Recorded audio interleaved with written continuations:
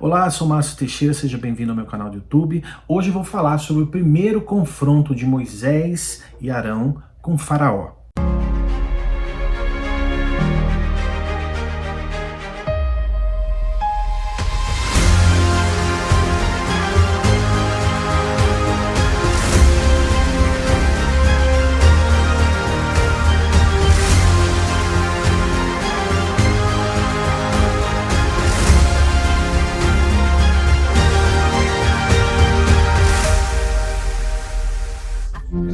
Bom, essa passagem do Êxodo, eu acho imperativo que você que esteja lendo pela primeira vez, ou talvez tendo a oportunidade de estudar, a gente precisa muitas vezes parar e não ler a Bíblia como se fosse um fast food, sabe aquele negócio?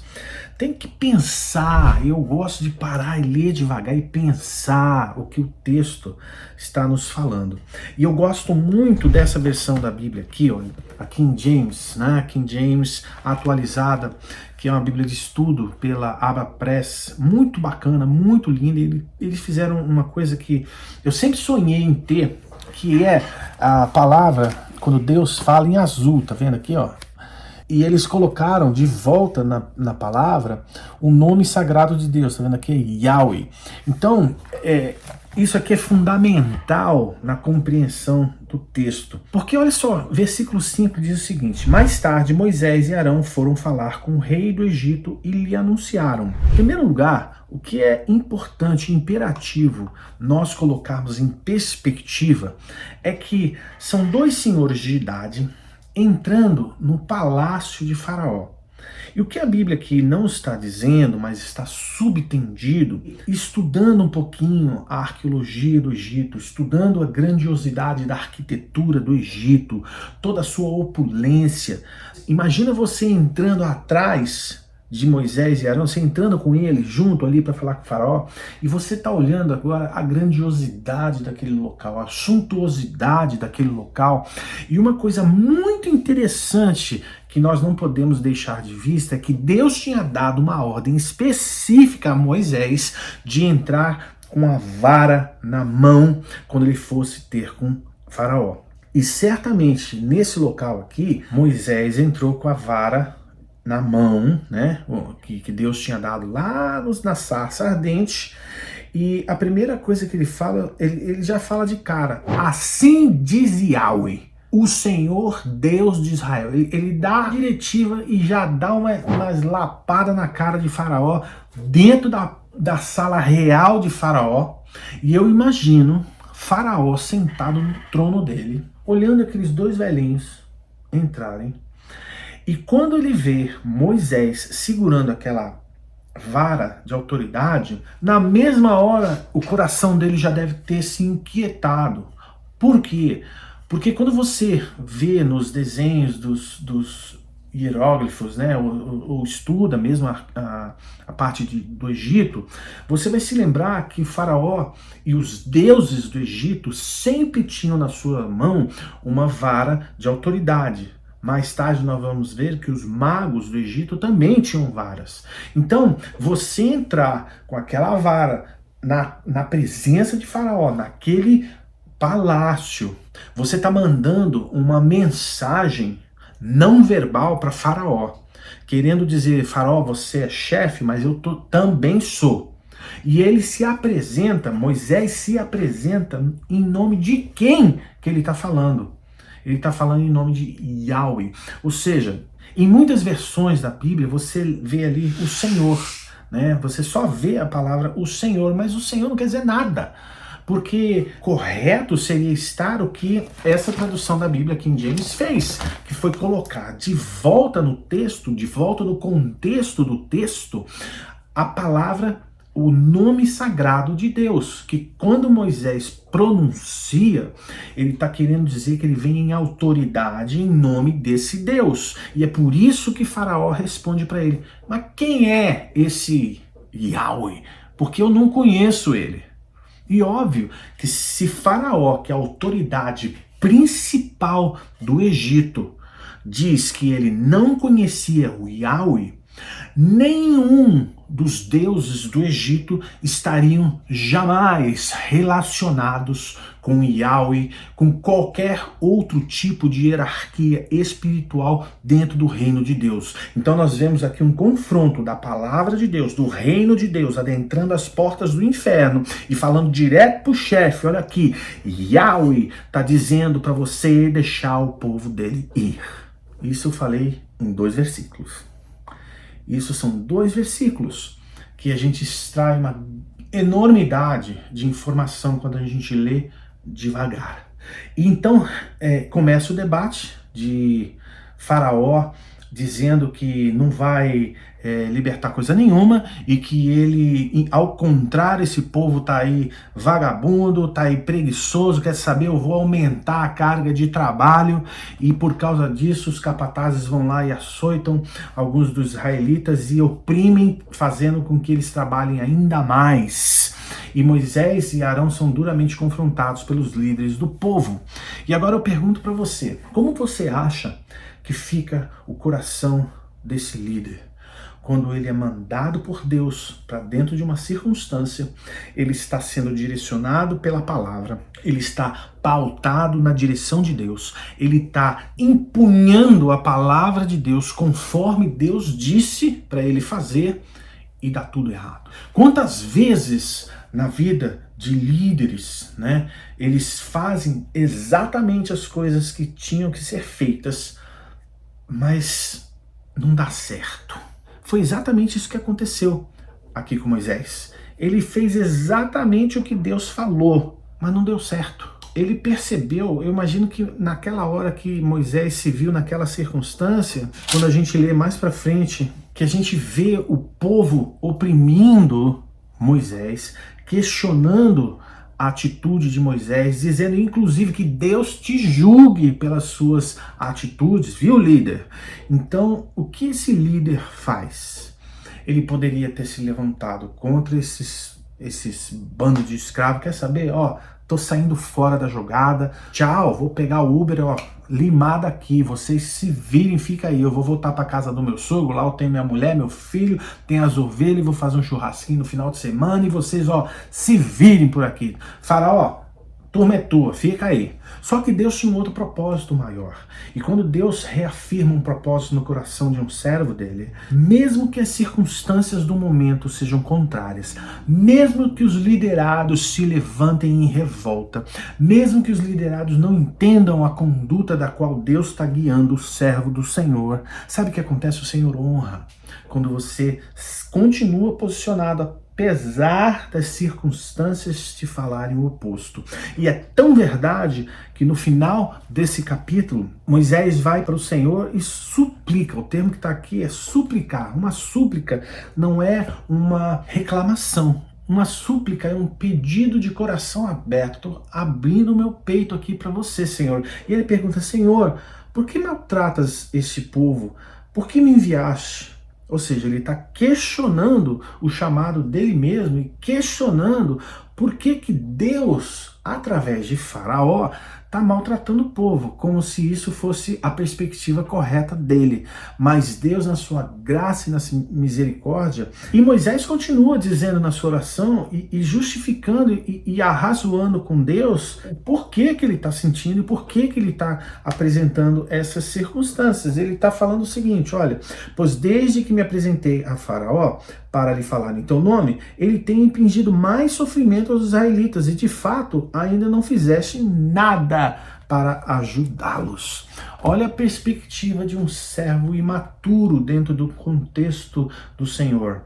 Ele estava preparado para entrar no Egito, mas ele não estava maduro o suficiente para entender o discernimento completo que Deus queria dar para ele. Muito embora ele fosse um servo de 80 anos, mas ele estava ali, tipo, pô, eu fiz tudo certo, o que aconteceu? Por que está acontecendo esse sofrimento agora? E eu gosto de lembrar de Isaías 1:18, que diz o seguinte, então sim, vinde e arrazoemos, diz Yahweh, ainda que os vossos pecados sejam como o escarlate, eles se tornarão alvos como a neve, ainda que sejam vermelhos como o carmesim, se tornarão brancos como a lã. Se quiseres me ouvir, comereis o melhor dessa terra. Contudo, se recusardes e fordes maldosos e rebeldes, sereis todos devorados à espada, porque a boca do Senhor o disse. Então, o que Moisés estava fazendo aqui no capítulo 5 de Êxodo é exatamente isso, arrazoar com Deus. Arrazoar da seguinte forma: olha, eu fiz tudo que você mandou, e as circunstâncias mostram para mim o seguinte: eles estão sofrendo, o faraó não deixou ir coisa nenhuma, e por que você está maltratando o povo? E agora? O que acontece dentro desse contexto, Deus? E aí o que eu acho lindo é a resposta que Deus dá a Moisés. O que é fantástico na caminhada com o Senhor, mesmo que tudo dê errado na direção que Deus te mandou, continue crendo e depositando a sua fé no Senhor, porque a Bíblia diz que ele não é homem para mentir, ele não é mentiroso, que ele é um Deus cuja palavra vai se cumprir segundo o que ele falou. Mas muitas vezes a palavra que Deus nos dá não se cumpre de acordo com a nossa perspectiva, com o nosso desejo, a nossa vontade. A palavra do Senhor se cumpre de acordo com a vontade dele. Então o que estava acontecendo com Moisés era o seguinte: olha, Moisés, da mesma forma que eu te chamei para você libertar o povo, eu estou te treinando a ser o líder que eu quero que você seja. Porque lembra, Deus tinha forjado o caráter de Moisés 40 anos ali na casa do seu sogro, mas ele estava iniciando a terceira etapa de 40 anos da sua vida, né? Que dos 40 anos seguintes ele seria um líder de uma nação. Então Deus estava formando um líder ali. Ele tinha forjado o caráter nos últimos 40 anos, mas agora ele começava a fazer um líder. E esse líder na prática, meu chapa. Então ele estava indo para a prática do dia a dia na liderança, onde existe um componente chamado frustração, que vai ensinar você, líder, a entender que sua liderança, ela funciona debaixo do poder de Deus, da autoridade de Deus, mas no tempo de Deus, do jeito dele e não do seu. E ele estava ensinando para Moisés: Moisés, aguenta aí, cara. Olha só, presta atenção e olha a resposta que ele dá. Então Yahweh respondeu às súplicas aflitas de Moisés. Agora, portanto, verás o que hei de fazer ao faraó, pois é pela intervenção de minha mão poderosa que os fará partir, e por minha mão poderosa os expulsará do seu país. Olha que Deus responde para Moisés. Moisés, é o seguinte: entenda que não é a sua eloquência, entenda que não é nem a autoridade que eu te dei, entenda que não é a tua visão, a tua perspicácia, entenda que não é o teu bom falar, entenda que não é o seu jeito, entenda que não é a cor dos seus olhos, entenda que o que faz a vontade acontecer é pela intervenção de minha mão poderosa. É o poder da mão de Deus. E a grande verdade é que muitos daqueles que exercem a liderança do povo de Deus se esquecem que é o poder da mão de Deus que realiza os grandes feitos que Deus os chama. Não é a eloquência, não é nem o estudo teológico, não é o diploma na parede, não são quantas vidas foram convertidas, é o poder da mão de Deus agindo através do líder Moisés, na submissão desse líder ao Senhor. Humilhai-vos, pois, debaixo da potente mão de Deus, que no seu tempo ele exalta, ele vos exalta. Então, ele estava ensinando para Moisés, sabe o quê? Moisés, deixa eu te ensinar como é que faz. Obedeça ao que eu falo. E o que eu acho lindo dessa história é justamente isso. Moisés fez tudo o que Deus mandou. Mas Deus naquele momento estava treinando um líder. Deus naquele momento estava treinando o coração de Moisés a se humilhar debaixo da poderosa mão de Deus, para que no momento certo Moisés fosse o líder segundo o coração de Deus. Então, que essa palavra sirva na nossa vida. Talvez você não seja um líder de um ministério grande, né? Talvez você seja um líder de poucas pessoas, ou talvez você seja o líder da tua casa. E sempre se lembre, não é a sua capacidade, não é a sua eloquência, não é a sua tecnicalidade, não é a sua proficiência em um determinado campo do conhecimento humano. Todos esses elementos serão ferramentais na mão de Deus. Mas sempre se lembre, primeiro, seja humilde diante do Senhor. Se humilhe debaixo da potente mão do Senhor. Seja submisso à palavra poderosa de Deus. E mesmo assim, se você agir dentro das suas circunstâncias e as coisas apertarem para você, jamais murmure. Vá e corra aos pés do Senhor, porque Ele vai ouvir a sua súplica. Está escrito. Porque se Ele ouviu a súplica de Moisés, um líder que foi chamado por Ele, Ele vai ouvir a sua súplica. Ele sempre ouve a súplica de um servo com o coração quebrantado na presença dele. Então, essa palavra vai servir para alguém. Eu não sei quem é, mas eu sei que é alguém que tem sofrido dentro de um contexto onde as pessoas os oprimem, seja no trabalho, seja na família, sei lá onde é, seja no ministério, seja dentro da igreja, não importa. Seja submisso à palavra do Senhor, submeta suas súplicas aos pés do Criador e jamais murmure no ouvido do teu irmão. Nunca faça isso. Vai direto para quem pode resolver o problema, vai direto para quem está te treinando a se tornar a quem você será dali um pouco. Eu creio que esse período do início dessa jornada, dessas pragas, né, que vão se iniciar a partir desse capítulo, são tão poderosas na nossa história, na vida do povo de Israel, mas principalmente para nós lembrarmos do grande poder que o Senhor tem. Porque tudo que Moisés fazia, cara, era entrar naquele palácio e falar, deixa meu povo ir. Quantas vezes deu errado, segundo os olhos humanos, mas segundo os olhos do Senhor, estava tudo de acordo com o planejamento que o Senhor tinha. Então, se estiver dando tudo errado na tua vida, mesmo você fazendo a coisa certa, mesmo debaixo de oração, mesmo debaixo da palavra, mesmo debaixo da santidade, se estiver dando errado, quer saber de uma coisa? Continue, creia no Senhor e coloque as tuas súplicas no trono do Senhor e tenha certeza que o plano do Senhor é mais alto do que os seus, os caminhos do Senhor é mais alto do que os seus, os pensamentos são mais altos, mais amplos, mais sábios, uma mente mais poderosa, a mão mais poderosa, e lembre-se, é a mão poderosa do Senhor que vai fazer e não você, porque a tua mão é humana, a de Deus é supernatural, é sobrenatural. Então, que essa palavra possa fortalecer você de fé, possa encher o teu coração no meio da adversidade que talvez você esteja vivendo.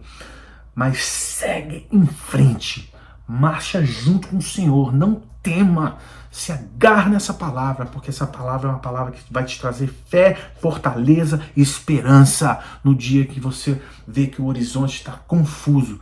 Crê em Deus, mente no Senhor e segue em frente, porque Ele é com você. Deus te abençoe. Deixa aqui o seu comentário, tá? Clica no like, se você não segue o canal, clica aí, segue para você estar recebendo a notificação dos próximos vídeos e compartilhe essa palavra com outras pessoas, para que Deus possa abençoar outras pessoas da mesma forma que talvez você tenha sido abençoado, tá bom? Obrigado e até o próximo vídeo dessa série.